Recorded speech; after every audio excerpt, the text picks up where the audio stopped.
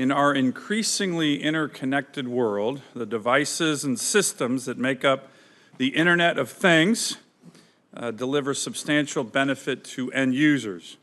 By the year 2020, the number of connected devices may exceed 50 billion, offering a wide range of new capabilities for consumer products, including everything from home appliances to medical devices to industrial control systems.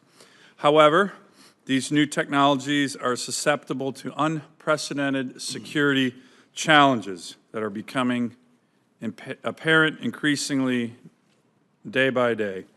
Cybercrime and cyber espionage have serious impacts on consumers and companies, including damage to company performance, trade, competitiveness, and innovation for our country writ large. In recent years, cybercrime has been estimated to cost the global economy anywhere from $375 to $575 billion annually. As we discussed in the subcommittee's inaugural hearing, China is a major player in cyber espionage, and this activity continues against U.S. companies going largely unabated, despite Chinese government-level assurances that they are going to discontinue these kind of activities. Another area of what I refer to as promise fatigue, where we get commitments from China year after year, decade after decade, and they don't follow through on any of them. Promise fatigue.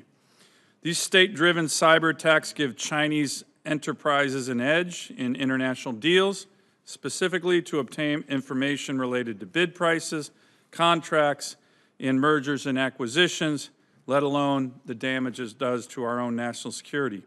It has been estimated that China was the #1 source for Internet of Things attacks in 2018, responsible for 24% of the average 5,200 monthly attacks on U.S. cyber security firms Symantec's IoT honeypot. Last year alone, U.S. authorities issued 19 indictments related to Chinese cyber espionage in the most recent year. One of the largest Internet of Things cyber attacks was recently prosecuted in my home state of Alaska. In October 2016, the Mira botnet was used in a large-scale attack by enslaving poorly secured IoT devices like wireless routers and security cameras, including devices in Alaska, and using the devices to bombard the servers of target companies, preventing many users from accessing major websites, including Amazon, Spotify, Reddit, and Twitter. While the authors and perpetrators of the attack have been identified and prosecuted, it was not before the release of the source code online, spawning dozens of copycat and potential causes to Internet outages through manipulation of unsecured Internet of Things devices. Sound security practices must keep pace with the expansion of the Internet of Things in order to mitigate these threats.